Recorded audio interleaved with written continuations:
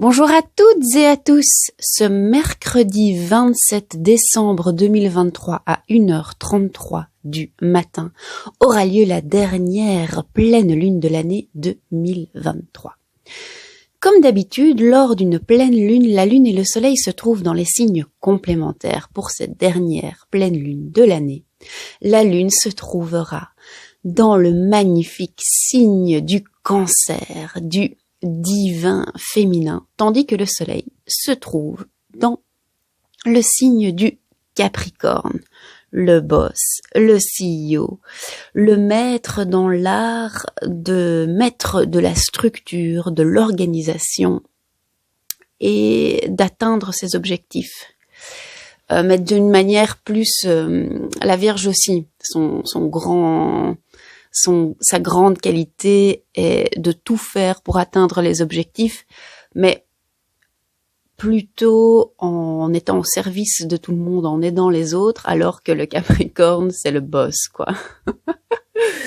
Alors, avec tout ça, le Cancer, le divin féminin, qu'est-ce qu'on peut dire sur le signe du Cancer ? C'est un des signes, si pas le signe, le plus connecté à son intuition. Le Poisson aussi d'ailleurs. Mais il y a une différence, je pense, fondamentale entre le Cancer et le Poisson.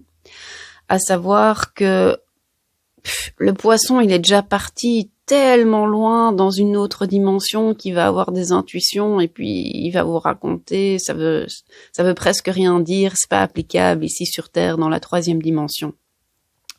Tandis que le Cancer, aussi super bien relié à ses émotions, à son intuition, mais avec quand même, je vais pas dire les pieds sur terre, parce que c'est un signe d'eau.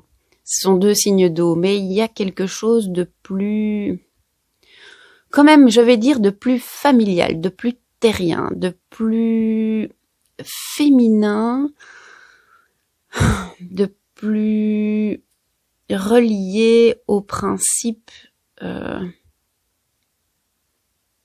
la mère qui prend soin d'elle et des autres, plus que le Poisson qui est déjà parti loin. Je sais pas si vous sentez la différence. Je sais pas très bien l'expliquer, mais non, dans les 2 cas, ce sont des signes forts reliés à leur intuition. Ouais, bon. Pour cette pleine lune, c'est le Cancer et le Capricorne qui sont mis à l'honneur. Alors, dans tous les gens qui participent à mes rituels de groupe ou qui viennent en séance individuelle, une envie qui, je pense, est commune à chacun, chacune, c'est de développer son intuition, d'y avoir accès plus facilement. Alors, il y en a, ils en ont déjà la blinde, quoi. Et le problème n'est pas tellement d'apprendre à ressentir, mais de savoir quoi faire de tous ces ressentis. Et je pense que là, le Capricorne, le divin masculin peut nous aider à mettre la structure et l'organisation autour de toute cette intuition qu'on reçoit. Donc, pour cette pleine lune, la question que je vous propose d'aller poser, c'est de recevoir des conseils, soit pour améliorer votre intuition, et alors là, vous vous connectez surtout au Cancer, soit si vous vous dites que vous êtes plutôt souvent emporté par vos émotions, emporté par vos intuitions, que vous savez pas trop quoi en faire, demandez à l'association du divin masculin et du divin féminin de vous aider à mettre du discernement dans tous vos ressentis, dans toutes les images que vous recevez, surtout si vous en recevez beaucoup. Le mot ici, c'est vraiment discernement. Et le discernement est plus lié au Capricorne qu'au Cancer, mais c'est l'alliance des 2 qui fait qu'on fait des trucs formidables. Ça, c'est quelque chose que j'aime beaucoup. Le Cancer aussi, son intuition, quand je dis qu'elle est plus terrienne, elle est fort reliée au corps, à ce qu'il ou elle ressent dans son corps. Et parfois, il ou elle peut ressentir tellement de choses qu'il ou elle va se sentir complètement perdu ou ne sait pas quoi faire de toutes ces informations. Eh bien, alors là, c'est une bonne idée de demander à l'archétype du soleil en Capricorne de nous aider à mettre du discernement dans les messages que nous recevons. De manière générale, c'est un truc sympa à mettre en place. Si vous faites des voyages chamaniques, par exemple, ou quand on part en voyage, toutes les images que vous recevez, tous les messages, demandez au Capricorne de vous aider à les interpréter avec sa logique, avec sa rationalité. Parce que malgré tout, les messages reçus, même s'ils viennent par des canaux de communication qui n'ont à ce jour encore rien de logique, un jour tout ça sera logique, tout sera expliqué, tout n'aura plus rien de mystique ou de magique, ce sera juste complètement normal, presque accepté par tout le monde, et expliqué. Mais n'empêche que l'interprétation, c'est toujours un truc très personnel. Et donc, demander à recevoir des conseils pour mettre du discernement dans ce que vous recevez.